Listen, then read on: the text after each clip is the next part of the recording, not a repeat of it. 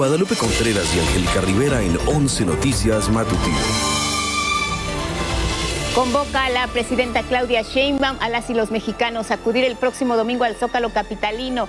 Ahí anunciará las medidas arancelarias y no arancelarias que va a aplicar México frente al gravamen de 25% que impuso la administración de Donald Trump a los productos mexicanos. Sheinbaum también hace un llamado a la unidad.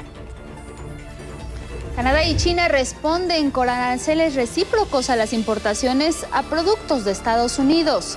Adelantan que presentarán demandas ante la Organización Mundial del Comercio. Este año el Tianguis Turístico 2025 se trasladará a Rosarito, Baja California, único en su tipo. Será la primera vez en que se realizará en el norte del país y se va a extender a Estados Unidos. Emite Oaxaca una alerta epidemiológica por 17 casos de tosferina. El secretario de Salud de la entidad, Manuel Jarquín, informa que del total detectado, 2 son personas adultas y 15 menores de edad.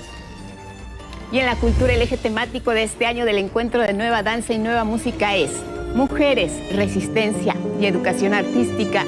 Contará con 86 grupos y escuelas que darán clases, conciertos y hasta maratones de baile.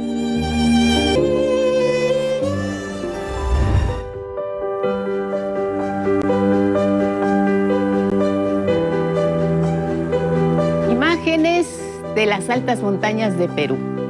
Son 2 hermanos leones, Simba y Rey. Vivían prisioneros. Era un destino injusto.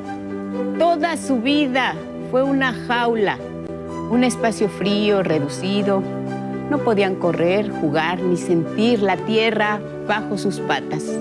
Solo sí, el eco ensordecedor de un circo y los aplausos de un público que no conocía su sufrimiento. Fueron varios años de esclavitud disfrazada de espectáculo. Hoy, por fin, están libres. Y aquí, sus emotivos primeros pasos en el césped, en libertad, en alegría. Ellos se aferraban el uno al otro. Siempre estaban tensos, sus ojos, por supuesto, reflejaban incertidumbre, tristeza, pero finalmente lo lograron. Hay un vuelo de 13 horas que hicieron hacia África y por primera vez iban a ver el cielo sin barrotes que impidieran su libertad y su movimiento. Un rescate que lo cambió todo gracias a Animal Defenders International, asociación que lleva a cabo estas campañas de educación para proteger a los animales en cautiverio y también a los que están acostumbrados a la vida salvaje y sus entornos. Hoy son libres y queremos que muchos más lo sean.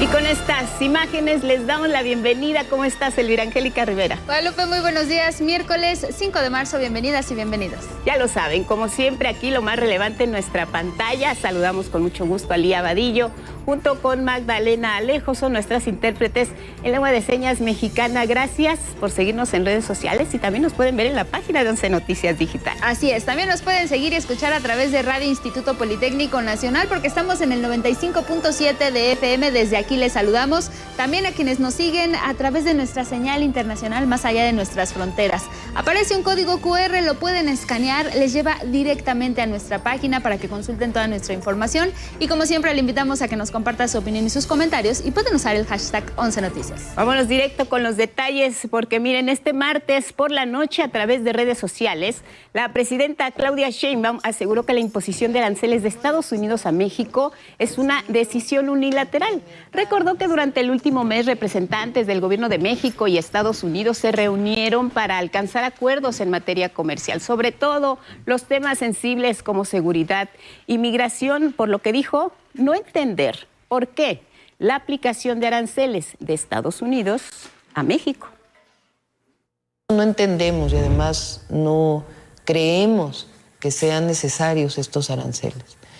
Nosotros vamos a buscar siempre el diálogo. Pero de todas maneras, nosotros también somos un pueblo firme, orgulloso. Somos una nación libre, independiente y soberana. Este domingo, 9 de marzo, a las 12 del día, estoy convocando a que nos veamos juntos en el Zócalo de la Ciudad de México. Es el mejor lugar para poder tomar juntos decisiones e informarles de cuáles son las acciones que hemos decidido emprender. La presidenta indicó que esta decisión afectará a las empresas norteamericanas que se encuentren en el país y a la ciudadanía estadounidense por el aumento en los precios de todos los productos que se fabrican en México, pero dejó en claro que nuestro país saldrá adelante. Somos un país libre y soberano. Y siempre el pueblo de México, juntas y juntos, salimos adelante. Y previamente, por la mañana de este martes, la presidenta hizo el llamado a la población para que el próximo domingo en el Zócalo capitalino, mexicanas y mexicanos, conozcamos cuáles van a ser estas medidas arancelarias y no arancelarias que va a aplicar el gobierno frente a los gravámenes del 25% que aplicará Donald Trump a los productos mexicanos. La mandataria también pidió unidad. Hemos decidido responder con medidas arancelarias y no arancelarias que anunciaré en plaza pública el próximo domingo. A México se le respeta, somos naciones iguales. Hago un llamado al pueblo de México, a todas y a todos, a enfrentar juntos este desafío, a mantenernos con unidad. Reitero, es tiempo de la defensa de México y su soberanía. Debemos estar atentos y tener tranquilidad, cabeza fría. Es muy fuerte y poderoso nuestro pueblo y nuestra bendita nación. Y es que después de que la Casa Blanca emitiera un documento en el que hacía oficial la entrada en vigor de los aranceles para México y Canadá, la presidenta de México, Claudia Sheinbaum, leyó este martes un comunicado y ahí condenó categóricamente la acusación de nuestro país de que nuestro país no ha combatido el tráfico de drogas. La Casa Blanca publicó un comunicado ofensivo, difamatorio y sin sustento. Hemos trabajado y dado resultados en materia de seguridad. Por ejemplo, en el caso de tráfico de fentanilo, las propias cifras de la Oficina de Aduanas y Protección Fronteriza de ese país muestran que las incautaciones de fentanilo en Estados Unidos provenientes de México se redujeron en 50% de octubre de 2024 a enero de 2025.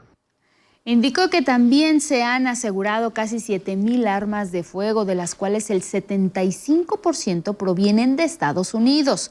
Refirió que se han incautado más de 121 toneladas de drogas, incluyendo 1,260 kilos de fentanilo y 1,332,000 pastillas de esta misma sustancia.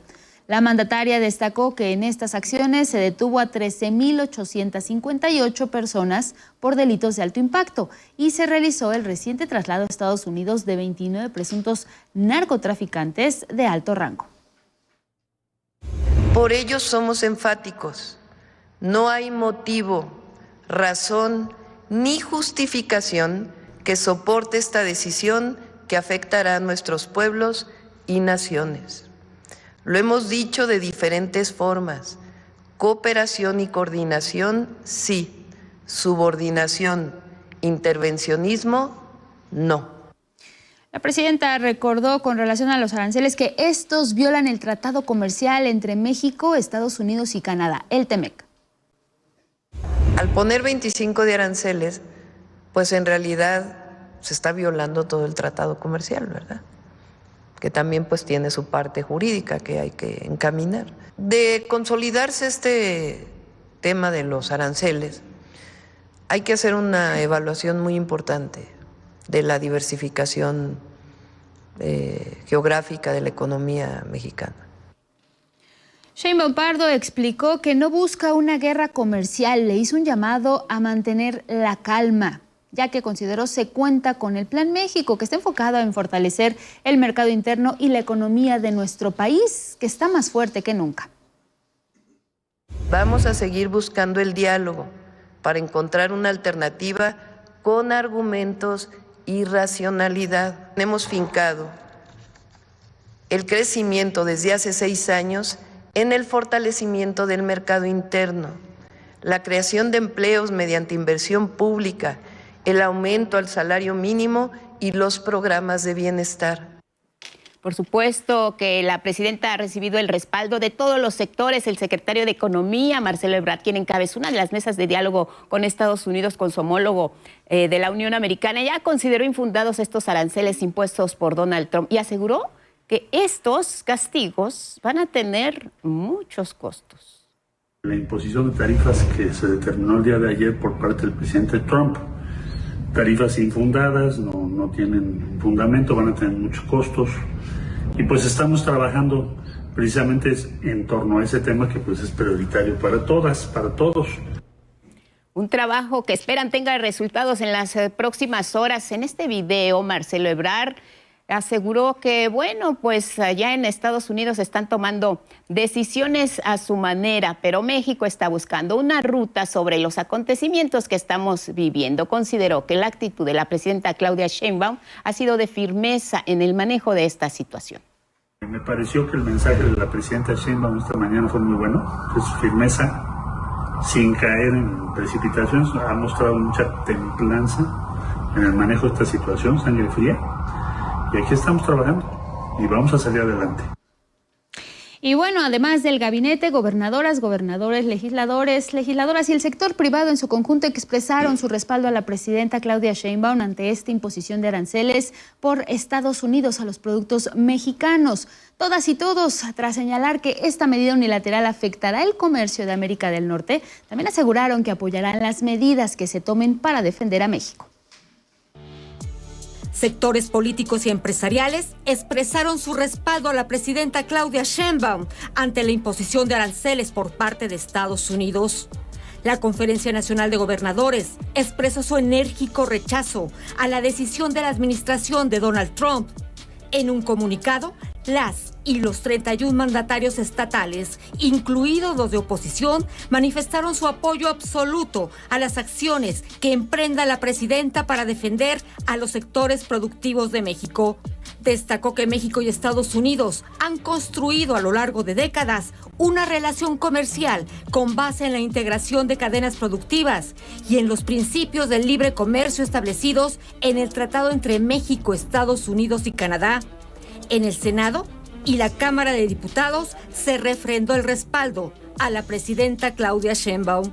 La respuesta no puede ser otra que el respaldo absoluto a la compañera presidenta Claudia Sheinbaum Pardo, a su gobierno, y que condena de manera muy clara el injerencismo y las decisiones unilaterales, porque además no solo es con México y Canadá, ya habló de sanciones también a China. Desde la Cámara de Diputados y como presidente del Congreso de la Unión, respaldamos la determinación de la presidenta Claudia Sheinbaum de imponer medidas arancelarias y no arancelarias en respuesta a la determinación de Estados Unidos de imponer aranceles de 25% a los productos mexicanos. La industria privada también ha cerrado filas. Por ejemplo, la Coparmex reconoció los esfuerzos del gobierno de la presidenta Sheinbaum para mantener un diálogo constructivo con su contraparte estadounidense, que ha evidenciado una falta de compromiso con la cooperación y el respeto a los acuerdos comerciales. Expresó que la entrada en vigor de los aranceles viola el TEMEC y que esta medida unilateral podría llevar a la desintegración productiva de América del Norte. Por su parte, la Cámara Nacional de la Industria del Aluminio externó su respaldo a las gestiones para la defensa del comercio justo. Y la Confederación de Asociaciones de Agentes Aduanales de la República Mexicana, en una carta firmada por su presidente, Miguel Cos Nesbit, dijo que la imposición de aranceles por parte de Estados Unidos a sus principales socios comerciales es un golpe bajo al libre comercio y a la competitividad en la región. Con información de Armando Gama, Axel Meneses y Elizabeth Díaz, 11 Noticias. Bueno, y toda esta situación, todo este contexto, todas estas declaraciones del presidente Trump y las reacciones de los países a los que ha impuesto aranceles, por supuesto que afectaron los mercados globales de capitales, pérdidas generalizadas. Miren, el principal índice en Wall Street, Dow Jones, pierde 1.55%, así se ligan 2 sesiones a la baja. Si nos vamos al índice Nasdaq, cayó 0.35%, el índice Standard & Poor's se desplomó 1.22%, son niveles de los más bajos que ha registrado en los los últimos meses. También el mercado petrolero registró este termómetro Trump, cerraron con pérdidas, 0.76% la cotización del barril, $67.85. Esto por el riesgo de una posible eventual recesión debido a la imposición de estos gravámenes. Los mercados financieros mexicanos también reaccionaron con este impacto. Fue marginal dentro del encuadre internacional. El peso pues cerró en un promedio de 20.55 por dólar después de casi haber tocado los 21 pesos.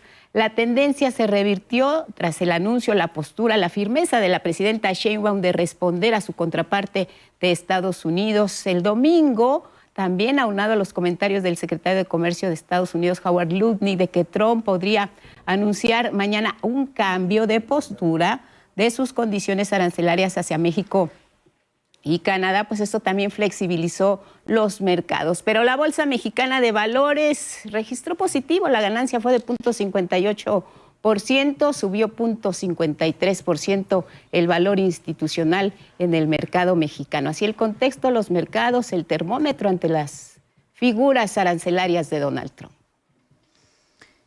Y bueno, mire, el tema migratorio, los aranceles a México y a Canadá, los cárteles mexicanos declarados como terroristas, el inglés como idioma oficial, el cambio de nombre al Golfo de México y la entrega de 29 líderes de los cárteles de la droga fueron los temas que presentó como logros el presidente Donald Trump ante el Congreso estadounidense. Esto como parte de los primeros días de su segundo mandato. El presidente de Estados Unidos, Donald Trump, ofreció un discurso ante el Congreso de su país donde hizo un balance de los primeros 40 días de su segundo mandato. Trump abordó los temas de migración y aranceles que ordenó a Canadá, México y China. El magnate dijo que en febrero se registró el número más bajo de cruces de personas migrantes en la frontera con México y según él se debió a las acciones de su gobierno. Declaré la emergencia nacional en la frontera sur. Desplacé a militares y patrulla fronteriza para repeler la invasión de nuestro país. Como resultado, los cruces ilegales del mes pasado fueron más bajos jamás registrados. Entre las acciones que destacó fue su decisión de establecer el inglés como idioma oficial de Estados Unidos y cambiar el nombre del Golfo de México por Golfo de América. Sobre el tema de aranceles, Trump señaló que el 2 de abril entrarán en vigor tarifas recíprocas. Señaló que otros países han usado estos impuestos contra Estados Unidos durante décadas y es momento de usarlos contra esos países. Y destacó que aprobó aranceles de 25% a las importaciones de México y Canadá y de 20% para China. Si no hacen su producto en Estados Unidos, entrarán al esquema de tarifas de la administración Trump y pagarán aranceles muy altos en algunos casos. Otros países nos han cobrado muy caro, como el promedio de la Unión Europea, China, Brasil, India, México y Canadá. China, Brazil, India, Mexico and Canada, have you heard of them? April 2nd, reciprocal tariffs. El 2 de abril aplicaremos aranceles recíprocos. Lo que nos cobren, les cobraremos. We will tariff them. That's... If they do non-monetary... Y si aplican barreras no arancelarias para que no entremos a sus mercados, aplicaremos barreras no arancelarias para que no entren a nuestro mercado. Barriers to keep them out of our market. En otro tema relacionado con México, Trump destacó la histórica entrega de 29 líderes de cárteles, aunque señaló que no es suficiente, que México y Canadá deben hacer más. Dijo que deben detener el tráfico ilegal de fentanilo y otras drogas hacia Estados Unidos. Las autoridades mexicanas, debido a la política de aranceles, nos trajeron a 29 de los principales líderes de los cárteles. 29 of the biggest cartel leaders. Esto nunca había ocurrido. Never happened before. Pero inmediatamente después resaltó que en estos primeros días de su gobierno declaró a los cárteles de la droga mexicanos como organizaciones terroristas internacionales. El territorio inmediatamente al sur de nuestra frontera está dominado por los grupos criminales. Todo el territorio. The cartels are waging war in America. Y es hora de declarar la guerra a los cárteles. 11 Noticias. Bueno, pues en este mensaje del presidente de Estados Unidos ante el Congreso, visto por millones de personas en el mundo que siguieron de cerca, pues tanto la presencia de los demócratas, que en absoluto aplaudieron, como el resto de los republicanos, las figuras, las personas, los invitados de Donald Trump a este mensaje en el Congreso, personas que habían sido afectadas por toda la situación que vive los Estados Unidos. Y bueno, los aplausos continuos que ya escuchábamos y veíamos acerca de este mensaje. Ya los analistas darán su punto de vista sobre lo que ocurrió ayer allá en Washington. Por lo pronto, Canadá y China sabemos que han respondido a las medidas arancelarias del gobierno de Estados Unidos, aplicando el ojo por ojo, aranceles a productos de ese país. Por separado, los dos gobiernos han advertido que presentarán demandas ante la OMC, la Organización Mundial de Comercio. El primer ministro Justin Trudeau, el primer ministro canadiense, informó que impondrá tarifas de 25% a productos estadounidenses por valor de 155 mil millones de dólares y acusa que el presidente Trump inició esta guerra comercial mientras intenta trabajar con Rusia. Hoy, Estados Unidos lanzó una guerra comercial contra Canadá, su socio y aliado más cercano, su amigo más cercano. Al mismo tiempo están hablando de trabajar positivamente con Rusia, apaciguando a Vladimir Putin, un dictador mentiroso y asesino. Otras voces en Canadá se sumaron también al rechazo. El primer ministro de la provincia de Ontario, Doug Ford, culpó a Trump de paralizar las inversiones y también canceló el contrato Starlink de Elon Musk, que prohibió además al gobierno de Ontario firmar contratos con empresas de Estados Unidos. No concederemos contratos a personas que permitan y fomenten ataques económicos a nuestra provincia y nuestro país.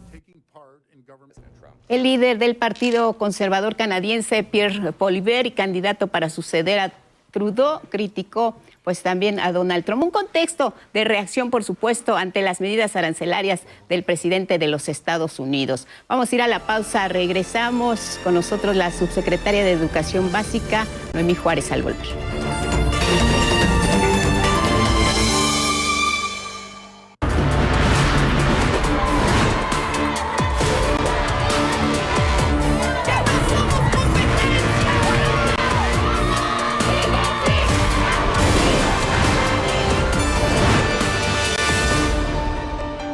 Este miércoles nos da gusto saludar aquí en el estudio de 11 Noticias a la maestra Noemí Juárez Pérez. Ella es subsecretaria de Educación Básica de la Secretaría de Educación Pública. Por supuesto, también es maestra normalista y, bueno, tiene amplia trayectoria, particularmente en el ámbito de la educación y de la historia. Buenos días, maestra. Bienvenida. Buenos días. Qué gusto saludarles. Buenos días, Noemí. Gracias. A ustedes y a toda su audiencia. Muy buenos días. Gracias, subsecretaria. Y, bueno, yo quisiera arrancar. Sabemos que tiene una amplia trayectoria ya a pesar de tu corta edad, pero es amplia la trayectoria en historia y en educación como profesora normalista, pero a mí me gustaría arrancar con lo último, lo más reciente en esa trayectoria, que es las Mañaneras del Pueblo. Esta presentación de estas cápsulas de las mujeres en la historia, y me gustaría arrancar ahí a propósito pues de que venimos haciendo programas, estos espacios informativos sobre lo que significa pues el Día Internacional de la Mujer próximo a conmemorarse, y particularmente pues hablar de la historia. ¿Por qué hablar de la historia? Pero particularmente, ¿por qué hablar de las mujeres en la historia de nuestro país? ¿Qué nos dejan y qué le han dejado a usted? Yo creo que lo fundamental es que las mujeres debemos de tener referentes históricos. Eso es muy importante. Sobre todo yo, que estaba muy ligada en el ámbito de la educación, cuando nosotros, yo buscaba, por ejemplo, en nuestras niñas en el nivel básico, sobre todo secundaria, algún referente,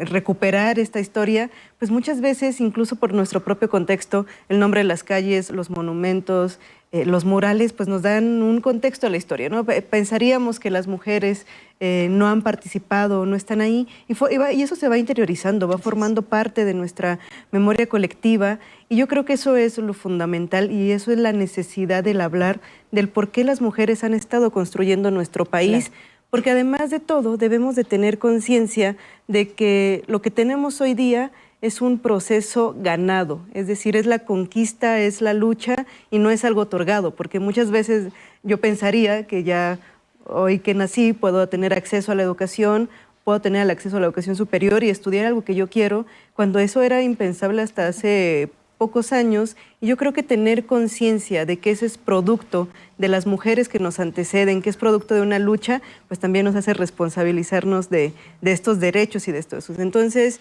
yo diría en primera parte esta importancia de tener referentes históricos y estar conscientes de que somos producto de la lucha de otras tantas mujeres. Claro, referentes históricos que además pues hoy nos ubican en un Día Internacional de la Mujer.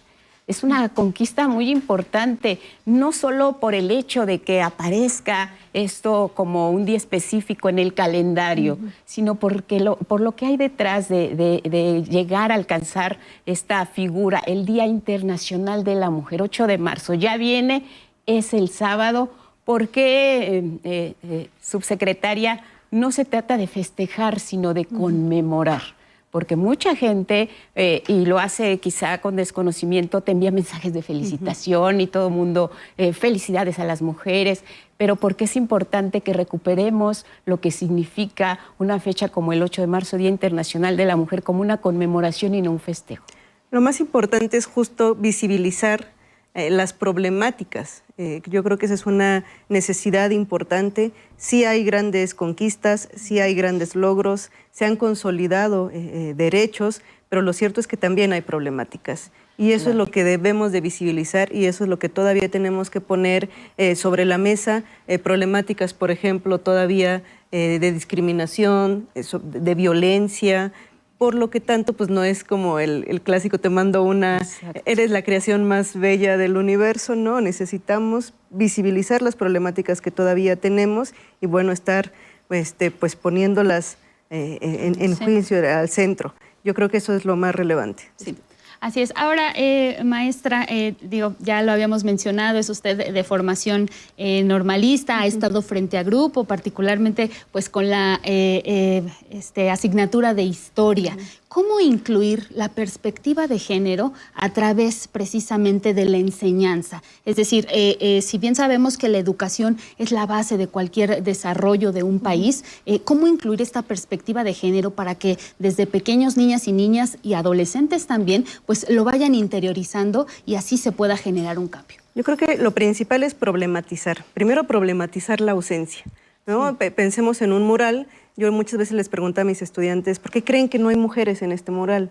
Y entonces me decían, bueno, porque no han hecho nada importante, porque las mujeres no son el sexo débil, no han hecho nada histórico. Y entonces problematizar primero la ausencia. ¿Por qué no hay niñas ni niños? ¿Por qué no hay representaciones de personas afrodescendientes, afromexicanas, de comunidades indígenas? Problematizar primero la ausencia.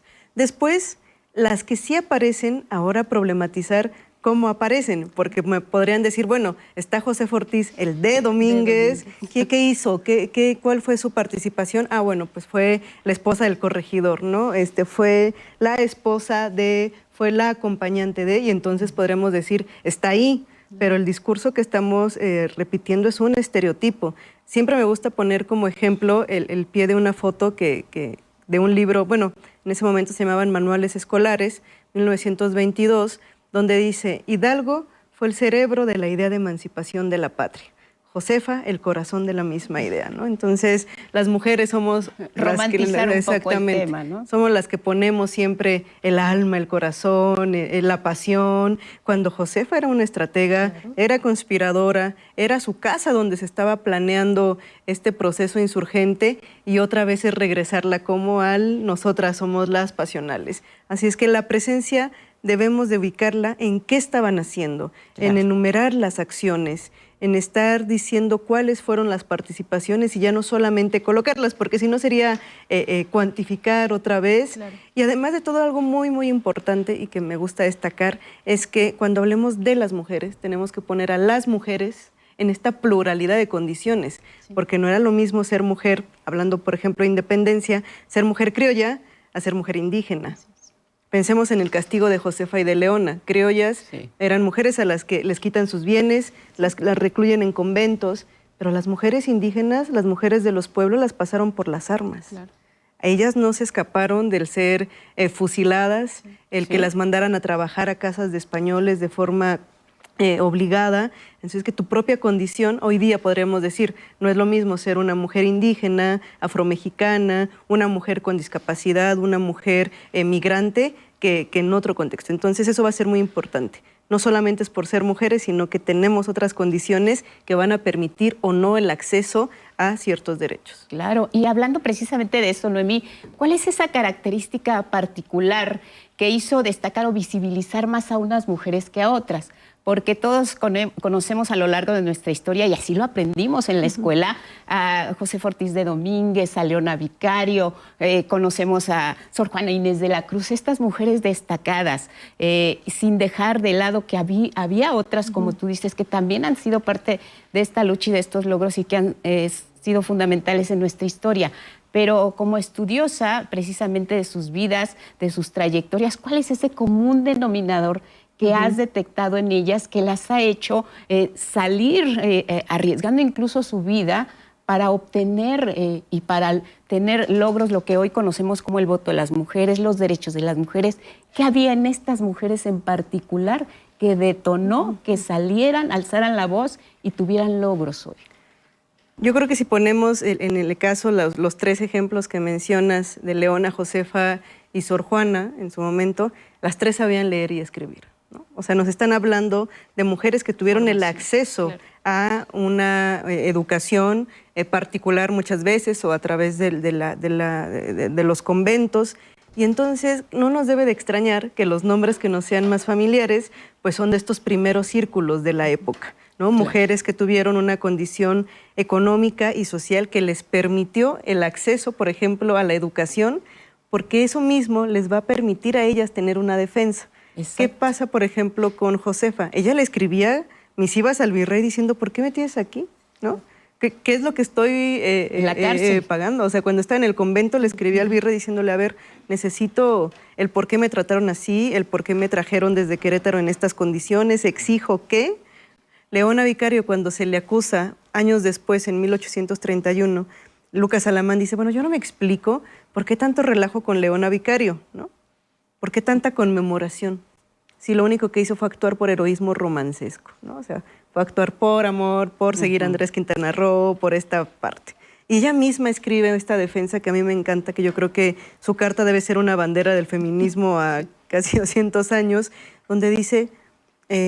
las mujeres, confiesa usted, señora Alamán, que no solo el amor es el móvil de las acciones de las mujeres, que ellas son capaces de todos los entusiasmos y que los deseos de la patria no les son unos sentimientos extraños. Antes bien suelen obrar por ellos y le da una explicación de decir, yo no solamente estaba siguiendo a Andrés Quintana Roo, tengo convicción y voluntad política. Si nos damos cuenta, conocemos sus historias, podemos hacer biografías de ellas porque tenemos incluso los registros de ellas, exponiendo sus motivos, sus argumentos, cosa que no pasaba en la mayoría de las mujeres. Otra vez esa condición las favorece que incluso las conozcamos más. Y en el caso de las mujeres indígenas, mucho de su rastro o de su registro es porque las capturaron y las tenemos en los juicios. Sabemos que existen porque hay un juicio donde se le está condenando, que eso también va a ser muy interesante. A las mujeres se les condena 2 veces, ¿no? En el caso de la independencia, por ejemplo, por insurgente, pero además por transgredir el deber ser, ¿no? O sea, el que... Ellas no. Sí, ellas no, exactamente. Entonces, ahorita que ve aquí las imágenes, Rita Cetina, Matilde Montoya. Matilde Montoya era, ¿qué clase de buena mujer quiere estudiar cuerpos desnudos, ¿no? O sea, ya era una condena también moral lo que muchas veces estas mujeres viven. Así es. Y hablando precisamente de los logros, subsecretaria, rumbo, digamos, a este Día Internacional de la Mujer, pues no podemos dejar pasar a las sufragistas, que incluso pues ya nos has hablado tú en la mañanera de estos personajes, ¿no? Y ahí está Hermila Galindo y también ahí está todo lo que ocurrió en Yucatán, ¿no? Con Elvia Carrillo Puerto. En fin, han sido diferentes los logros y muy importantes los logros rumbo a lo que hoy podemos ya celebrar, de lo que hoy podemos disfrutar, como poder votar y ser votadas, por ejemplo, ¿no? Esta parte de las sufragistas, ¿cómo pues destacarla, cómo seguirla trayendo todo el tiempo a nuestros días, pero con el nombre, como dices, nombrarlas y evitar esta ausencia de las mujeres en los logros? Lo principal es votar, ¿no? Yo creo que el ejercicio de ese derecho, lo que es salir a votar, eso va a ser la mejor manera de reivindicar esta lucha, porque en verdad, si lo pensamos, mi abuela nace sin derechos políticos, ¿no? O sea, todavía. Mi mamá apenas como que los alcanzó, y el hecho de que no se ejerza este derecho, ¿no?, a votar, y luego el de ser votadas también, pues eso va a ser fundamental. Y además, en este momento donde tenemos a la primera presidenta mexicana, por primera vez en nuestra historia, es la mayoría de entidades federativas gobernadas por mujeres. Podemos hablar de paridades en los gabinetes, en los congresos. Entonces yo creo que estamos viviendo un momento histórico donde pasaron 7 décadas. Esto va a ser muy importante. El reconocimiento en la reforma del artículo constitucional se da en 1953. Pasaron 7 décadas para que podamos dar las cifras que estamos dando ahorita. Claro. O sea, la reforma estuvo ahí en la Constitución, pero el ejercicio de ese derecho de votar y ser votadas lo estamos viendo consolidados 70 años después. 70 años después. Entonces, ya está, no hay que soltarlo, y el ejercicio de poder salir a votar, yo creo que eso va a ser fundamental en la participación de nosotras. Tenemos pues este logro importantísimo, fundamental. El 8 de marzo salen a las calles las mujeres y alzan la voz. Hay libertad para poder hablar, no como antes. Y también hay acceso a lo que bien nos decías antes. La educación pues era un privilegio. Hemos aprendido en Mujeres en la Historia todos los jueves, y como buenos alumnos tomamos nota. Rita Cetina, maestra. Hermila Galindo, maestra. Beatriz Peniche Barrera, maestra. Raquel Cicero, maestra. La educación, Noemí, un pilar fundamental en el logro de las mujeres, pero una conquista de ellas mismas. Hoy, ¿cómo estamos en educación, en acceso a la educación en un país como el nuestro? No solo para honrar la memoria de estas mujeres que pelearon por el acceso, sino para seguir adelante, no frenar el paso, terminar con el analfabetismo, terminar con la discriminación y la violencia que no les permiten a las niñas acceder a la educación, con los matrimonios tempranos. ¿Cuál es este diagnóstico, esta mirada de una estudiosa de la historia y de las luchas de quienes hoy pues, nos otorgaron este valor fundamental? ¿En dónde estamos pisando? Así es, yo siempre digo que las maestras son revolucionarias, son actores sociales fundamentales en todas las revoluciones y transformaciones de nuestro país. Las vemos consolidando las luchas sociales más importantes, por ejemplo, de finales del siglo XIX, todo el siglo XX. Primero porque gran parte de estas mujeres que reconocemos tiene esta formación, aunque también es cierto que era muchas veces lo que podían estudiar. El ser maestra era considerada esta carrera que sí era para mujeres, esta profesión que sí era mujeres, porque a finales del siglo XIX estaba muy vinculada al sistema como de cuidado, ¿no? Era como muy maternal, era como ser mamá, educar. Entonces ser docente, ser maestra era algo bien visto. Si querías ser médica, si querías ser abogada, no, ya te estabas pasando de la raya. O sea, sí te puedes profesionalizar, pero nada más la parte. Y además otra cosa que también era muy importante y que empieza a darse este fenómeno de la feminización del magisterio es que se le pagaba menos a las maestras. Mira. Entonces me sale más barato pagarle un salario a una maestra, entonces que mejor egresen maestras, porque mis directivos van a ser los varones, que es un mayor sueldo a ellos. Pero a una maestra es más barato pagarle. Sí.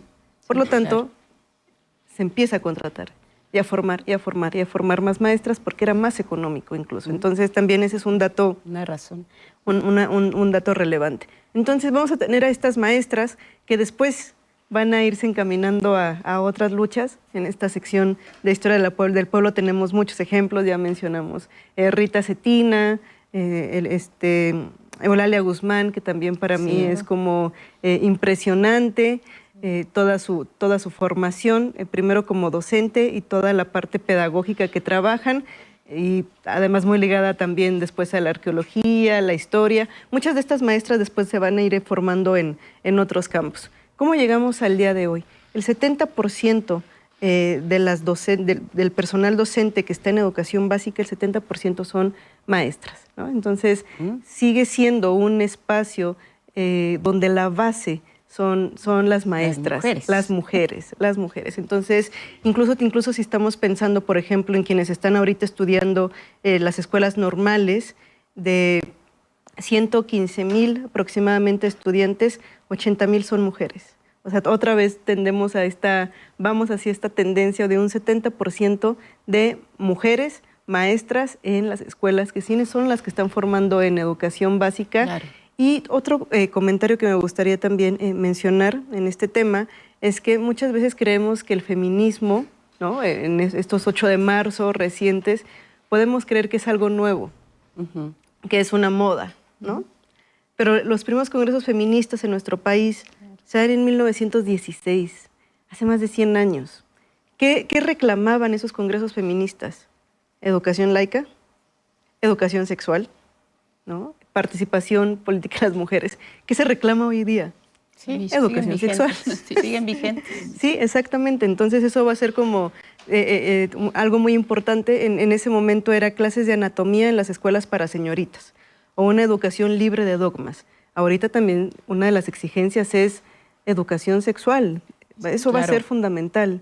Así es que muchas también de estas luchas las seguimos como trayendo desde el pasado. Claro. Y no es algo nuevo, eso me gustaría como hacer mucho énfasis. El feminismo en nuestro país pensaríamos en los últimos 8 de marzo, pero no es ya más de 100 años esta formación. Siguiendo con este asunto de la educación, bueno, de estos logros que nos comentas y que pues hemos venido observando de cómo avanza la educación, avanzan las mujeres, están desde el inicio, pero se sigue avanzando, pero particularmente la historia. A través de las cápsulas que nos has presentado en las mañaneras, pues nos hemos acercado un poco a la historia de mujeres, ¿no? Y es de la manera en la que pues despierta el interés, por ejemplo, en Eulalia Guzmán, ¿no?, por ser arqueóloga, en fin, ya tantos ejemplos que se han puesto. Pero, ¿cómo contar la historia? Porque sabemos que no es una materia fácil, una asignatura fácil, yo creo que parte de lo que está más rezagada la educación en México un poco, en la historia, y particularmente tiene que ver con cómo se imparte, cómo contar la historia, Noemí. A mí, yo creo que algo muy importante siempre van a ser lo que le denominamos la fuente primaria, los testimonios, ese no sentirnos alejados de estos personajes. Yo pondría, por ejemplo, el caso de Matilde Montoya, ¿no?, la primera médica mexicana, que a nosotros ahorita en nuestro contexto diría, bueno, es la primera médica mexicana, ¿no?, hizo un examen, estuvo Porfirio Díaz, pero necesitaríamos entender el contexto para darnos cuenta el por qué en verdad fue un hecho tan significativo. ¿Y cuál es el contexto? Lo logra hacer en un momento en el que se consideraba que si las mujeres estudiaban ciencia, se iban a tener daños en el cerebro. Ibas a tener daños en el organismo y además de todo, que las consecuencias las iban a pagar tus hijos. O sea, hay una publicación del Magisterio Nacional donde dice que el exceso de ciencia en las mujeres iba a provocar anemia en los hijos y que iban a quedar enquencles, ¿no?, débiles. Y entonces cuando nosotros nos damos cuenta de que si el momento, el contexto era vas a tener daños en tu organismo por estudiar, estas mujeres que estaban, exacto, ¿quién va a querer? Exactamente, pues te estaban diciendo que incluso tú te ibas a dañar físicamente, claro. Pues obviamente era, y que estas mujeres dijeron, no, a ver, ni daña, sí. Hay un texto de Dolores Correa, también otra gran maestra, que dice que el conocimiento no daña ni envenena, sí. Y que puedes estudiar lo que tú quieras y que no tengas miedo a, ¿no? Claro. Entonces, yo creo que una manera muy importante es poner en contexto. Si es la primera médica, sí hizo un examen, ¿no? Lo podremos ver como un hecho, un acontecimiento muy normal hoy día, ¿no? Pero en su momento, en verdad, estaban transgrediendo el deber ser, ¿no?, esta imposición de lo que debía ser una mujer. Entonces, hacer estas comparaciones siempre va a ser pues muy valioso, muy ejemplos. Ahora, estamos ya encaminándonos en la recta final de esta conversación. Noemí Juárez, subsecretaria de Educación Básica, ¿cómo vamos a contar este capítulo de la historia que estamos viviendo hoy? Con la primera mujer presidenta que llega a nuestro país transgrediendo quizá el deber ser de lo que se podía esperar en un país como el nuestro, como México, donde hay machismo, hay patriarcado, hay retrocesos en muchas cosas. ¿Cómo vamos a contar este capítulo de la primera mujer presidenta en México o cómo debería contarse? Lo más importante es otra vez como ver las condiciones, ¿no? Creo que algo fundamental y que ella lo enmarca mucho, nuestra presidenta, es llegamos todas. ¿no? Yo creo que ese reconocimiento de que somos proceso de una lucha, de una conquista, va a ser fundamental, porque si no, muchas veces tendemos a esta meritocracia, ¿no? Sí, así de lo logré porque le eché muchas ganas. Echaleganismo, el ¿no? echaleganismo. Yo creo que va a ser fundamental que se aborde de una manera colectiva, siempre. Somos producto de las mujeres que nos anteceden, las maestras que nos anteceden, las sufragistas, es decir, somos producto de, y es una lucha colectiva, no es algo que se haya consolidado o logrado. Ya vimos, o sea, desde la reforma son 70 años, pero si empezamos a ver desde qué momento las mujeres estaban poniendo en la opinión pública, discutiendo el por qué las mujeres sí teníamos que tener representaciones populares, pues tiene más de 100 años, ¿no? Así es. Entonces creo que lo más importante es siempre abordarlo en llegamos todas en un colectivo, y ahora sí, también pensar en que las necesidades van a atender a ciertas condiciones. Mujeres indígenas, mujeres afrodescendientes, mujeres migrantes, poner las necesidades y las condiciones pues sobre la mesa. Este capítulo irá acompañado del contexto que lo respaldó y que lo hizo llegar. Así es, y además a mí siempre me encantan cómo reciben las niñas, ahora que me ha tocado ver en algunos eventos en las primarias, secundarias, es que en verdad se emocionan. Sí, o sea, sí. Uno no le puede decir a un niño, a una niña así de, haz esto, emocionate, ¿no? Sí, ¿no? Y lo hacen de una manera en verdad muy natural, lo hacen con gusto. Sí es impactante cómo ellos mismos lo perciben, es muy emocionante. Yo creo que en esta idea de puedes llegar a ser presidenta, las niñas lo están viendo. Recibiendo. Y además yo creo que hay esa empatía, ese verse reflejadas en yo puedo llegar a ser lo que estoy viendo, y escuchar a la presidenta pues seguramente las contagian. Sí. Así es. Noemí, de mi parte, para finalizar, una mujer también contando la historia, porque tenemos muchos historiadores, pero pocas son las mujeres que están escribiendo la historia, y es tu caso, ¿no? Tienes una maestría en desarrollo educativo, en educación y desarrollo, pero también tienes un doctorado en educación y diversidad, y al mismo tiempo pues te has especializado en esta historia. ¿Cómo se ve una mujer contando la historia cuando pues de alguna forma por muchos años ha sido contada por hombres? Es una pregunta muy personal, muy interesante. Bueno, no, para mí es una gran responsabilidad, completamente. Este espacio, sepan que lo trabajo todas las semanas con mucha responsabilidad, porque hay un mensaje muy importante que dar. Por ejemplo, en el caso de la tesis doctoral, recupero la historia de maestras que se integran a movimientos armados en la década de los 70s. Porque cuando yo estudiaba en la normal, pues mi politización, todo mi trabajo era con Genaro Vázquez, Lucio Cabañas, o sea, siempre hay como estos referentes, ¿no? O cuando yo estudiaba también era Vasconcelos, pero me costaba el decir, ¿por qué si el 70% de maestras estamos en educación básica? ¿Por qué no conozco la historia de ninguna maestra? Sí. Y esta es como una responsabilidad muy importante de estar contando las experiencias de otras mujeres, de otras maestras. Y bueno, sepan que cada jueves se trabaja con una gran conciencia del mensaje, la investigación histórica, las imágenes, la producción. Hay todo un equipo de trabajo detrás. Sí. Y la responsabilidad, ¿no? De contar pues, precisamente. Seguiremos viendo todos los jueves. Mañana aprovechamos para invitar a la gente a que siga la conferencia matutina como todos los días. Mujeres en la Historia, Noemí Juárez Pérez, eres el rostro de esta sección tan fundamental, tan importante, y además de subsecretaria de Educación Básica, pues hoy nos compartes lo que ha significado para mucha gente el que hoy 3 mujeres estemos sentadas aquí, haya una mujer presidenta y nos podamos expresar en libertad. Muchas gracias, subsecretaria. Aquí nos quedamos con el espacio abierto siempre. Muchísimas gracias a ustedes y un saludo a toda la audiencia y excelente día para todas. Muchas gracias, pues, gracias, subsecretaria. Mañana pendientes de la mañanera. ¿Qué va a haber mañana? ¿Ya sabemos? Muy relacionado al 8 de marzo. El 8 de marzo es el tema mañana. Pues estaremos muy pendientes. Nos vamos a ir a la pausa. Regresamos aquí en 11 Noticias con más información después del corte.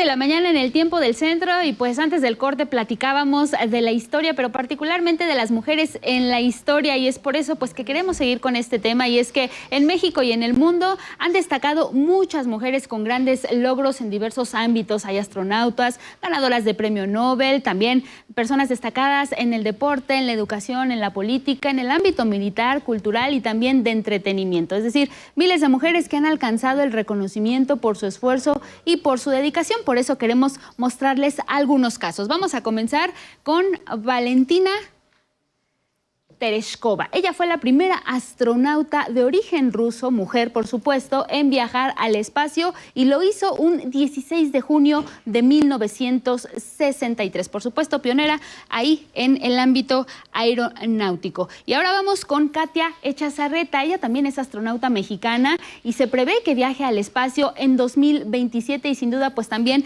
es sinónimo de gran orgullo para todas las mexicanas y por supuesto también las mujeres. Ahora, la única persona con 2 premios Nobel en áreas distintas es Marie Curie.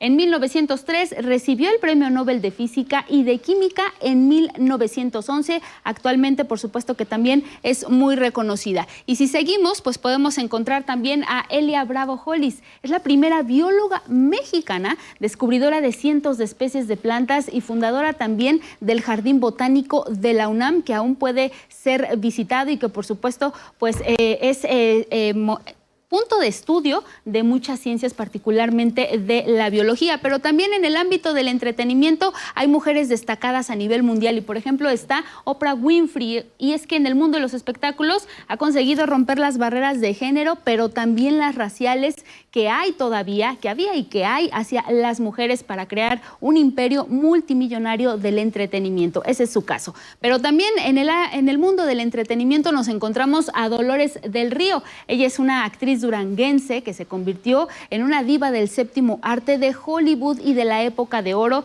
del cine mexicano. Si nos vamos al ámbito deportivo, muchos son los ejemplos. Uno de ellos pues es Nadia Comaneci, porque ella es el símbolo de la perfección en la gimnasia. Fue la primera mujer en conseguir una puntuación de excelencia, la puntuación de 10, y lo hizo en barras asimétricas con tan solo 14 años de edad. Esto fue en los Juegos Olímpicos de Montreal en 1976. Quien también ha cosechado medallas importantes es la gimnasta mexicana Alexa Moreno. Ha obtenido medallas en campeonatos panamericanos, en centroamericanos y del Caribe. También en nuestro país nos encontramos a Paola Espinosa. Ella es un talento en el mundo de los clavados. Fue ganadora de 2 medallas olímpicas y de plata y una más de bronce en esta categoría. Aquí no podemos dejar de mencionar a María del Rosario Espinosa. Ella en el ámbito del taekwondo ha conseguido 3 medallas olímpicas. Es la única mujer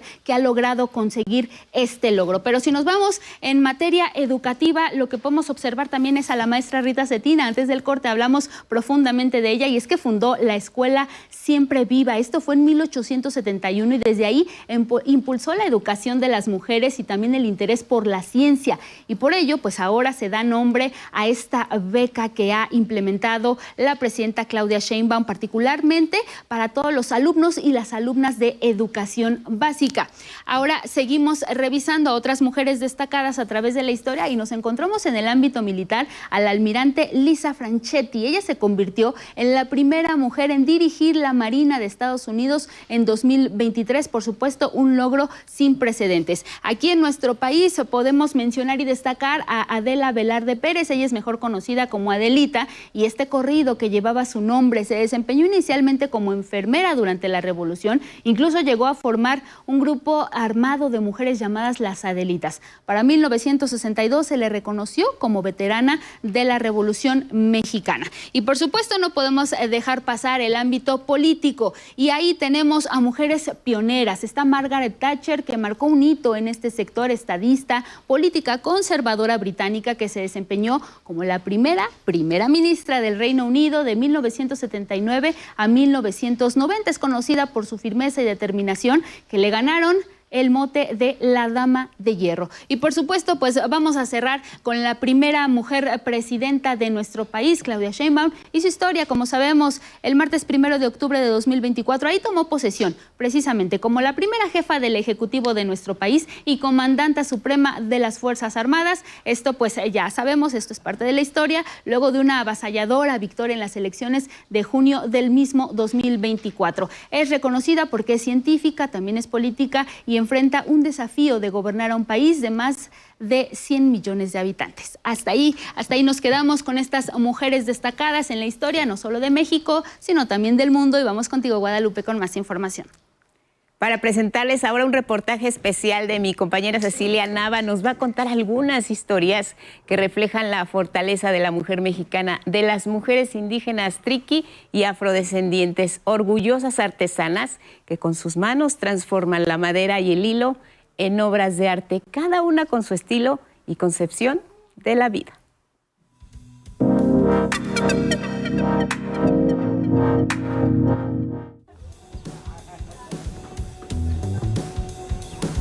Sobre un árbol amarra la cuerda y coloca una silla 7 pasos. Ahí inicia a jalar los hilos enfrente Simona.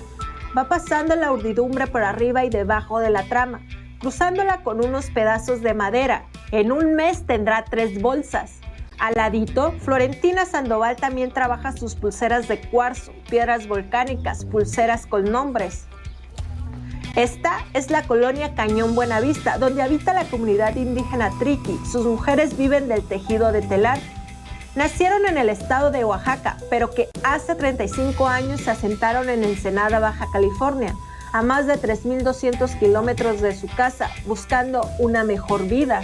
Como municipio trabajamos martes y miércoles, y pues es día que casi no hay gente, pues no hay movimiento para nada, pues, y queremos un lugar que pase la gente, que pase turismo para que vean nuestras artesanías, todo lo como hace la compañera el telar, porque es lo que les gusta a los americanos. Pues. Las mujeres triquis dependen de su trabajo. Nosotras mujeres indígenas importamos mucho porque somos trabajadoras y no estamos dependiendo de los hombres, pues nosotros valemos por nosotros mismos. Nosotros somos buenas por el trabajo que nosotros hacemos, seamos casados o solteras, porque las solteras pues, son muy luchadoras. Luchamos por todos nuestros hijos. A 15 minutos de distancia en carro, en la colonia El Salitral, otras mujeres artesanas asentadas en Ensenada se juntan para trabajar en el tallado en madera, bordado, cocina tradicional y pinturas en hoja de milpa. Son afromexicanas. Hay morenitas, piel morena, chinas, pero también hay blancas, lacias, que son nacidas y son criadas ahí. Pero pues el hecho de que no seamos iguales, pero si somos nacidas nos hacen amigas o hermanas, porque así somos vistas en las mujeres de ahí. En México hay 3.1 millones de personas afrodescendientes por autorreconocimiento, 51.0% son mujeres. Aritzaí Ávila es proveniente de Oaxaca. Aunque la mayoría de las personas afrodescendientes habitan en Guerrero, hay quienes han preferido migrar dentro del país. Nos contaba mi papá que él nació en un lugar por la parte en Oaxaca, adelante de Pinotepa.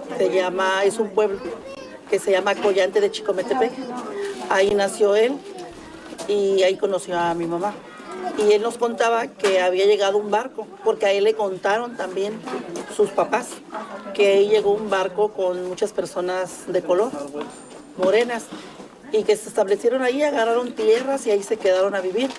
Las personas afrodescendientes históricamente fueron invisibles para el país, pero eso ha empezado a cambiar en los últimos años.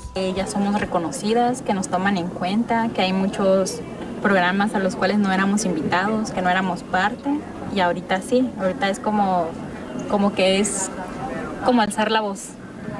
Éramos muy discriminados, así como por nuestro tono de piel, nuestra forma de hablar. La presidenta Claudia Sheinbaum anunció que para este año hay 55 programas y un monto de 221 mil millones de pesos. exclusivos para comunidades afromexicanas e indígenas.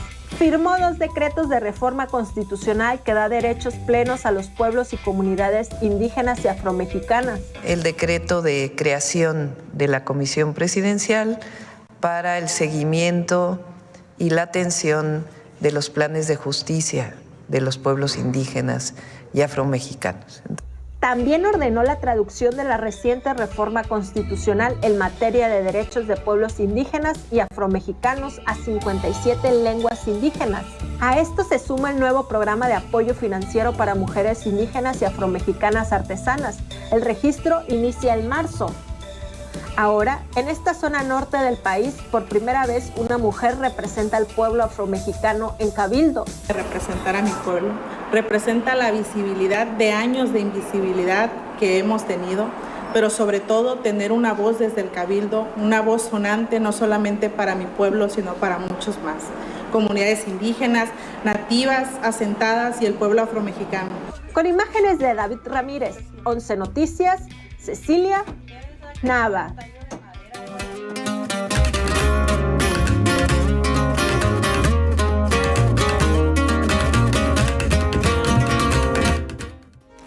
Miguel de la Cruz, siempre listo para presentar pues todo lo relacionado con la información cultural. Miguel, buenos días. Buenos días, muchas gracias. Buenos días a todos. Bueno, les cuento, en la década de los 90, quien vivía o visitaba Monterrey tenía acceso a la Bienal FEMSA, iniciativa que por concurso abría espacio a creadores de artes plásticas. Para mí, de entrada y como público, en los años 90, pues sí fue una iniciativa bastante educativa, tanto para darme cuenta de pues lo numeroso que era como el sistema artístico mexicano. 3 décadas después, la Bienal hizo un recuento de los avances realizados y con visión más inclusiva volvió a su casa en Conarte para hacer una nueva revisión, a la vez renovarse. Programa de mediación educativo y un programa editorial que, a diferencia del certamen, pues no trata de evitar la competencia y más bien fomentar la colaboración. Piezas de Betsabe Romero, Marco Runtré, Leo Mars, Manuel Felgueres y Yolanda Mora, entre otros, se presentan a partir de este jueves en el Parque Fundidora en Monterrey, en el estado de Nuevo León. Bueno, desde hace 25 años el encuentro de Nueva Danza y Nueva Música se propone crear nuevos caminos para la formación académica y la exhibición en estas disciplinas. Surgió en un momento en que la oferta educativa era limitada y era necesario ampliar las oportunidades a otras áreas de la danza y la música. Hemos sido una plataforma para compañías emergentes. Inició promoviéndose la danza contemporánea, pero desde la 4ª emisión se, sumaron la danza española y flamenca, el folclore y la danza clásica. El eje temático de este año es Mujeres, Resistencia y Educación Artística, con la participación de 86 grupos y escuelas que darán funciones de danza, clases magistrales, conciertos y hasta maratones de baile. La gran homenajeada será una destacada impulsora de la formación artística. Este año le damos el homenaje a la maestra Cora Flores, porque había una huelga en la UNAM y no tenían dónde tomar clases los talleres libres. Entonces la maestra Cora Flores se acercó y nos dijo, estamos interesados, apoyamos obviamente pues todo el proceso que están viviendo los chicos, pero en la danza si no se entrenan se pierde, ¿no? Y yo tengo grupos avanzados, entonces me llegaron 900 alumnos de entrada.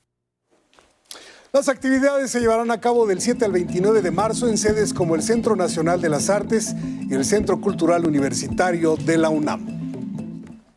Vámonos al libro del día, que ahora son 2 joyas de la Pinacoteca Profesa y Biombos y Castas, pintura profana en la Nueva España, catálogos de exposiciones presentadas por Fomento Cultural Banamex entre septiembre y febrero. Estos libros en voz de sus autores. Es la muestra que se exhibió para el rico acervo que se conserva en la iglesia de la Profesa. acervo que se juntó gracias a la suma de lo que dejaron los padres jesuitas, más el acervo propio que tenían los padres filipenses. Es realmente maravilloso el mundo que se logró conjuntar allí, de dos familias religiosas que compartían muchas similitudes, y entre ellas estaba justamente el gusto por el arte. Tomamos el ejemplo de dos tipologías, los biombos y las pinturas referidas a las castas, para tratar de ver cómo los mismos pintores, los que se dedicaban a ornamentar los retablos y las series en los edificios conventuales, pues también se dedicaban a pintar otras cosas. Este es el caso de la pintura de biombos y de castas de la Nueva España. Bueno, y luego con el 11 avanzamos 36 páginas de Vals para Lobos y Pastor de Ernesto Lumbreras, editado por ERA. El X de hoy es de Francisco Buenaventura y dice: mientras me relamía los labios contra las fábulas contadas por mis abuelos y por mi madre, estaba absolutamente convencido de que en realidad fue el mango la fruta prohibida. Gracias por esta aportación. Seguimos leyendo y se cumplen 59 años de la partida de la poeta rusa Ana Akhmatova.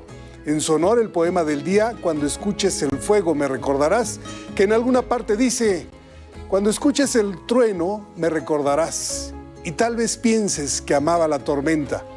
El rayado del cielo se verá fuertemente carmesí, y el corazón como entonces estará en el fuego. Quien lo solicite lo comparto completo por X, @MiguelD, solo la D, LA Cruz. Hasta aquí Cultura. Buenos días. Buenos días, Miguel, te vemos mañana. ¿Cómo no? Excelente día, vamos Gracias. Con más información.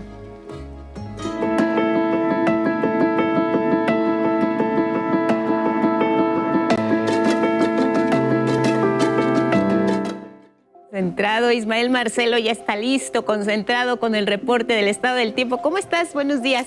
Hola, ¿cómo estás, Guadalupe, Angélica? Amigos del 11, muy buenos días. Pues bien, como bien lo comentas, llegamos a mitad de semana y en cuanto a la información meteorológica, vaya jornada la de ayer y antier en el norte y noreste del país por los vientos de casi 100 kilómetros por hora que se reportaron en Chihuahua, Coahuila, Durango y Nuevo León, que ocasionaron tolvaneras ambos días. Lamentablemente, varios incendios se propagaron rápidamente en el área metropolitana de Monterrey, detonando mala calidad del aire, cortes en el suministro eléctrico y múltiples daños a la infraestructura de vivienda. Esta mañana, el incendio forestal en el Cerro Topo Chico, allá en Monterrey, sigue activo por la intensidad de los vientos. De hecho, pasamos de 22 a 37 incendios forestales en todo el territorio nacional, según la CONAFOR. Para este 5 de marzo, los vientos disminuirán notablemente de intensidad, aunque alcanzarán los 50 kilómetros por hora en Chihuahua, Coahuila, Nuevo León, San Luis Potosí y Zacatecas, por lo que aún está latente la probabilidad de algunas tolvaneras.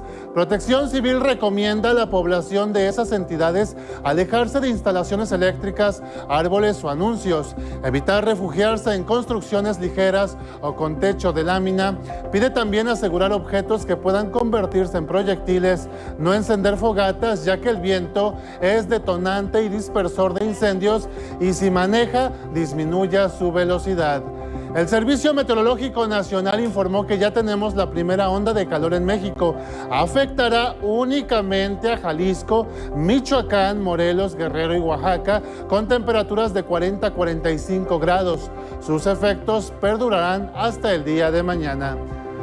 Una onda de calor se define como un periodo de al menos 3 días consecutivos con temperaturas anormalmente cálidas.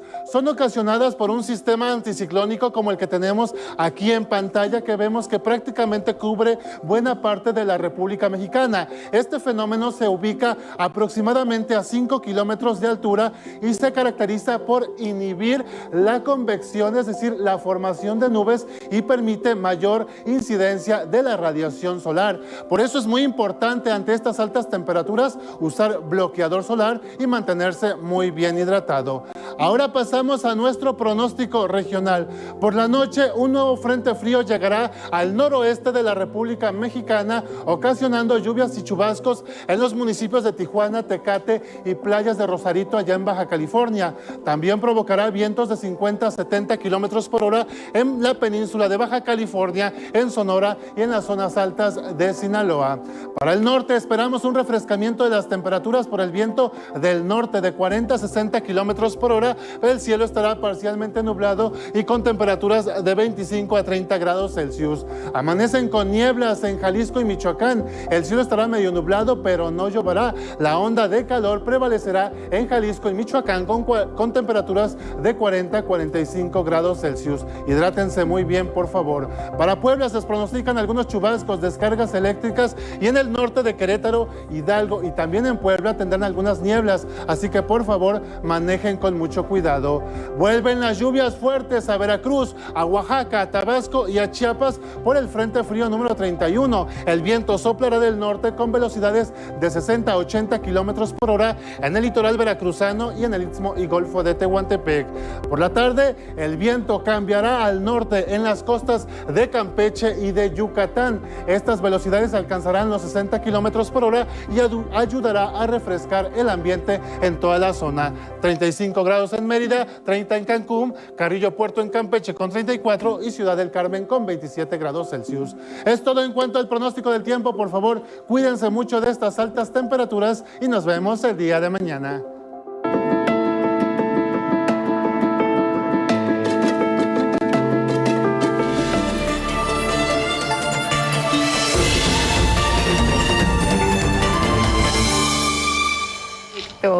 Gracias a Carlos Guevara Casas, que nos va a contar datos interesantes esta mañana en la sección de 11 Lab. Bienvenido, buenos días. Hola, ¿qué tal?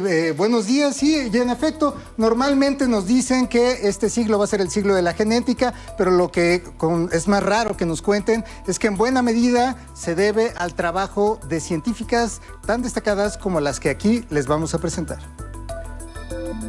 El ADN ha pasado de la investigación más abstracta a un símbolo de la cultura pop. Descrito por primera vez a finales del siglo XIX, rápidamente fue claro su papel en la herencia biológica, pero entender su función requería inevitablemente conocer cómo era. Fueron Maurice Wilkins, James Watson y Francis Crick quienes propusieron el famoso modelo de doble hélice, gracias a los datos y el minucioso análisis de una de las mentes más brillantes del siglo XX, Rosalind Franklin. En 1953, Franklin hizo pasar rayos X a través de ADN cristalizado y una placa fotográfica que, al ser impactada con los rayos X, imprimió una serie de manchas que Watson y Crick interpretaron como una hélice. Una vez conociendo su estructura, quedó claro que los segmentos de ADN llamados genes estaban vinculados a alguna proteína. Más tarde, en la década de 1940, otra científica, Barbara McClintock, notó que algunos genes cambiaban de lugar. Eso significaría que debería existir algún sistema que permitiera cortar y pegar con precisión dichos genes. A finales de la década de 1960 se descubrieron proteínas capaces de hacerlo, pero fue hasta 2012 que Jennifer Doudna y Emmanuel Carpentier se dieron cuenta que algunas bacterias usan una proteína llamada Cas9 para cortar residuos de ADN que algunos virus les dejan. Doudna y Carpentier adaptaron este sistema para usarlo en cualquier organismo. De inmediato quedó claro que las posibilidades de aplicación eran inmensas, desde mejora de alimentos hasta la cura de padecimientos como el VIH-Sida o la hepatitis. Durante la pandemia de COVID-19, esta técnica se empleó para el desarrollo de las pruebas de diagnóstico que permitieron salvar miles de vidas alrededor del mundo. Jennifer Doudna y Emmanuel Carpentier recibieron el Premio Nobel de Química en 2020. La Academia Real de Ciencias de Suecia ha decidido el día de hoy otorgar el Premio Nobel de Química 2020 de manera conjunta a Emmanuel Carpentier y Jennifer Doudna por el método para editar genes. Barbara McClintock lo recibió en 1983, pero a pesar de su gran contribución a la medicina, Rosalind Franklin no recibió el premio Nobel, pues murió de cáncer 5 años antes de que se lo concedieran a Watson, Crick y Wilkins en 1962. 11 Noticias, Carlos Guevara Casas. Y en 11 Noticias, aquí le tenemos el calendario astronómico del mes de marzo. Con la primavera ya en el horizonte, iniciamos precisamente este 14 de marzo que tendremos luna llena, la luna llena de este mes gracias a la inclinación de las órbitas de la Tierra y de la Luna, lo que permite que veamos a nuestro satélite totalmente iluminado por la luz solar que está reflejando. Y bueno, el 20 de marzo marca el inicio de la primavera en el hemisferio norte con el equinoccio de primavera, cuando el día y la noche tienen exactamente la misma duración. Adiós al team frío, que la temporada de calor ya se aproxima, vamos a ver qué tal nos va. También tendremos la oportunidad de ver la llamada luz zodiacal o falsa aurora. Este es un fenómeno que podemos apreciar a través de un haz de luz un par de horas antes del amanecer o también del anochecer. Se trata de, en realidad, de polvo espacial que atravesamos cuando nuestro planeta cruza la órbita y que vemos que refleja el Sol. Hasta hace poco se pensaba que era polvo de cometas, pero la sonda Juno de la NASA descubrió que posiblemente se trate de polvo de Marte. Y el 23 de marzo tendremos la desaparición de los anillos de Saturno, pero no se asuste, esto ocurre cada 14 a 17 años, que es cuando vemos de lado los anillos del planeta y al verlos desde la Tierra durante varias horas, parece que desaparecen, se ven más o menos invisibles. A pesar de que los anillos tienen una extensión realmente grande de entre 70 y 140 mil kilómetros de diámetro, son increíblemente delgados con un grosor promedio de tan solo unos 300 metros, así que vistos de lado y desde lejos, desde aquí, desde la Tierra, da la impresión de que desaparecen. Y bueno, terminamos este mes con un eclipse solar parcial, esa es la buena noticia, pero la mala es que tendrá lugar el próximo sábado 29 de marzo, pero solo se podrá ver en la costa este de Canadá, parte de Estados Unidos, allá muy al norte. Y bueno, este fenómeno, este eclipse parcial ocurre cuando la luna pasa entre el sol y la Tierra, pero los tres no están perfectamente alineados y solo una parte del sol queda cubierta por la luna, lo que le da una apariencia al astro rey como de cuernito o rebanada de sandía. Y bueno, en asuntos genómicos también conozcamos a un ratón que ha sido bautizado como el ratón lanudo, el ratón mamut. Es un ejemplar que ha llamado la atención y causado cierta controversia bioética porque fue modificado en su genoma para tener este largo pelaje. Sí hay que especificar que no es transgénico, pero sí intervinieron su genoma para que produjera esta cantidad de pelitos. Bueno, ¿con qué fin? Emular a los mamut lanudos. El ratón fue diseñado por la empresa Colossal Bioscience, que en algún momento ha planteado la posibilidad de traer de nuevo a la vida especies extintas. Este ratón, hay que aclarar, como lo dijimos, que no tiene genes de mamut, pero para modificar su genoma se analizaron 120 muestras de genomas de mamuts y de elefantes hasta encontrar esas partes del ADN que expresan específicamente la cantidad y tipo de pelo, y con base en esto modificaron al ratón. El trabajo fue publicado en la revista Science. Ahí lo tiene usted. Quién sabe si es un gran avance, pero seguro va a ser un éxito en las tiendas de mascotas. Y bueno, esta fue toda la información de ciencia y tecnología para OnceLab. Que pase usted un buen día. Wow, pues ¿qué decimos acerca de eso? Porque mira, aquí tenemos en el videogol que nos prepara producción el comparativo, ¿no? Claro. Ahí se ve cómo es la especie naturalmente y luego cómo es, ¿cómo le podemos mencionar? Alterada modificado genéticamente. Pero además creo que es una gran esperanza para los que estamos perdiendo el pelo ya. Ah, mira. Ahí, a mí no me importaría ser mutante, mutar más, de todas formas. Pero sí, es muy interesante porque la idea era probar tecnologías. Claro. Pero como ha pasado en otras ocasiones, puede terminar en tiendas de mascotas. Pasó con gatos que brillaban. Después lo retiraron, pero se estaba probando que expresaran una proteína que es la misma que utilizan las luciérnagas, y sí lo expresaron. Entonces había por ahí algunos gatos que brillaban en la noche. Y precisamente por esta, digamos, pues que pueda ser mal utilizado, ¿sería ético seguir experimentando así con seres vivos, Carlos? Yo creo que en general, así la respuesta general sí es ético, pero hay que irnos a cada caso. Y este ha sido uno de los casos donde no queda muy claro, porque ¿cuál es el objetivo de hacerlos así, ¿no?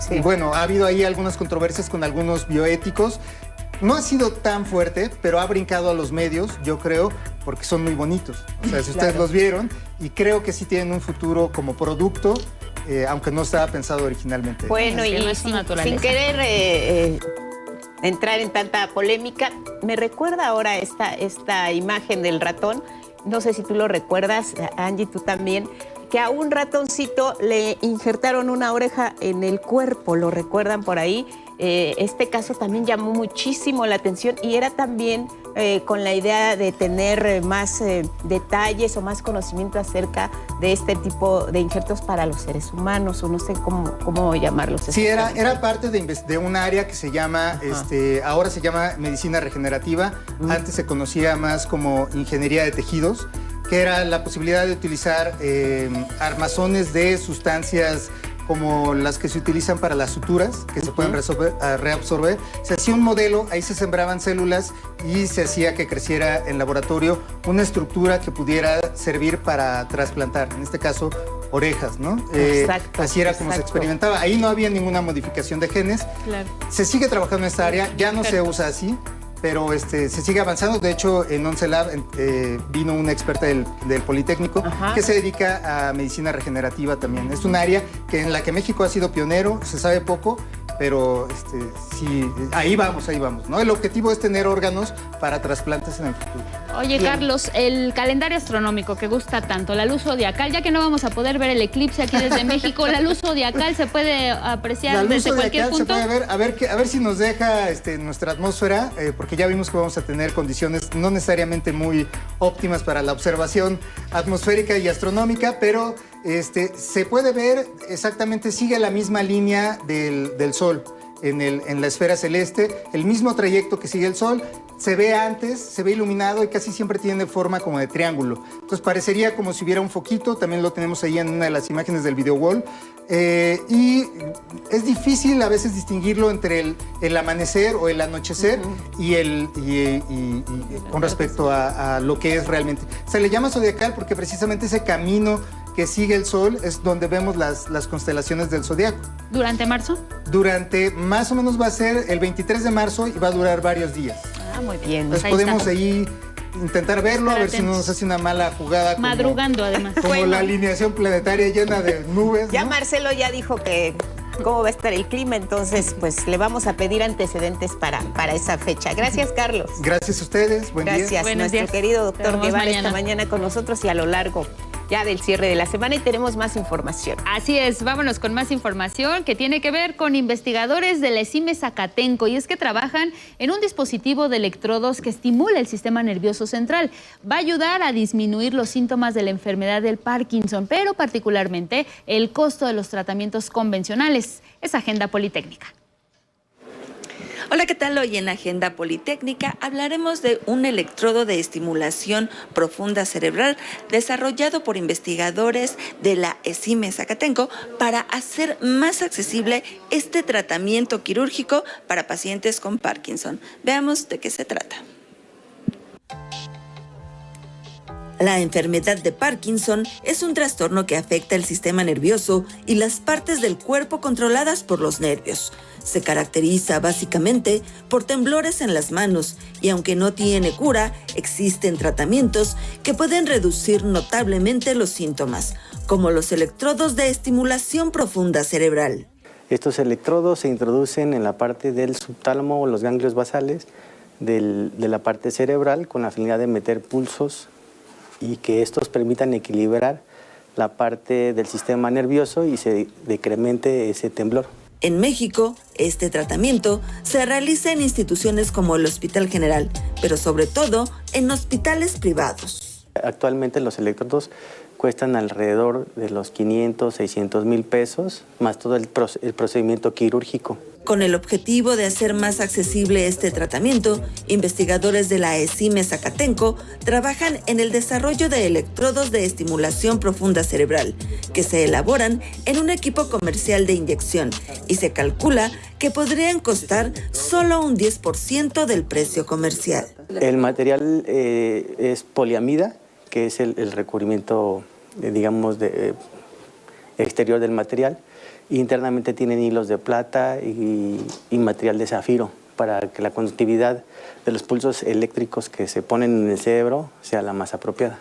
El electrodo se implanta detrás de la oreja, donde puede permanecer entre 5 y 8 años, y se conecta a una especie de marcapasos que también se implanta en el paciente, pero este se coloca en el pecho.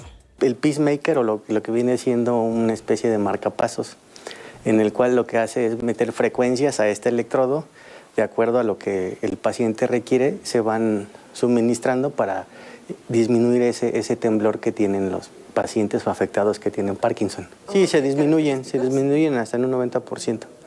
Es como un prender y un apagar, un interruptor.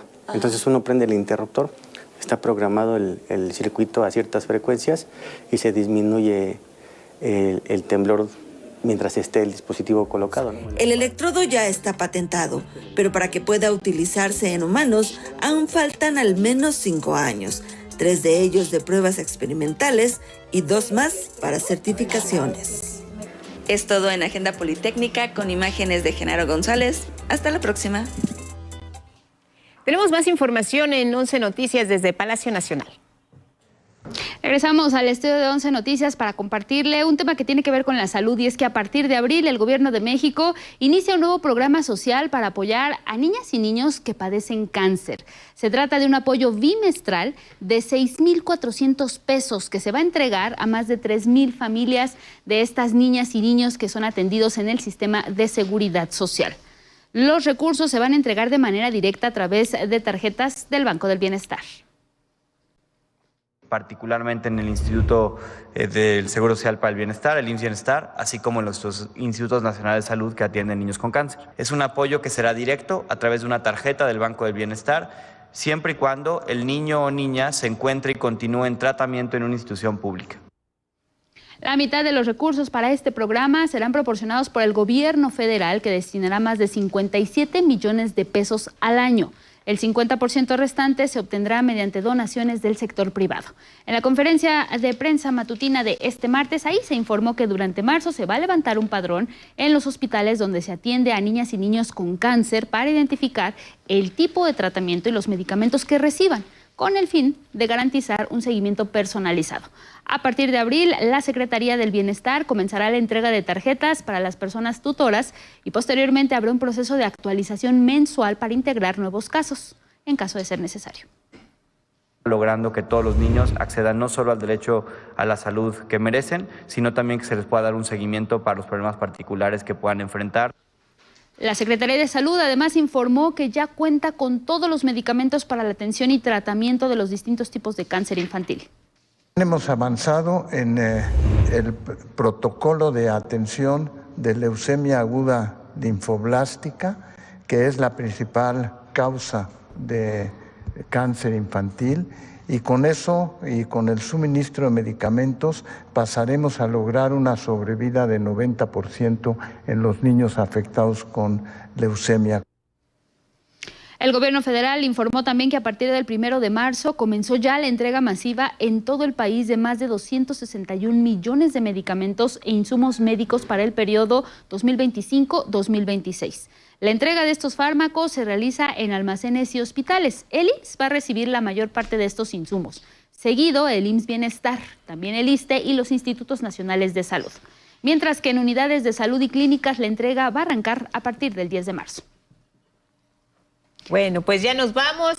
Les queremos agradecer como siempre su atención y compañía. Hasta mañana, Elvira Angélica Rivera. Guadalupe, hasta mañana, y también agradecer a quienes nos siguieron a través de Radio IPN y a través de nuestras redes sociales. Que tengan una excelente mitad de semana. Buenos días.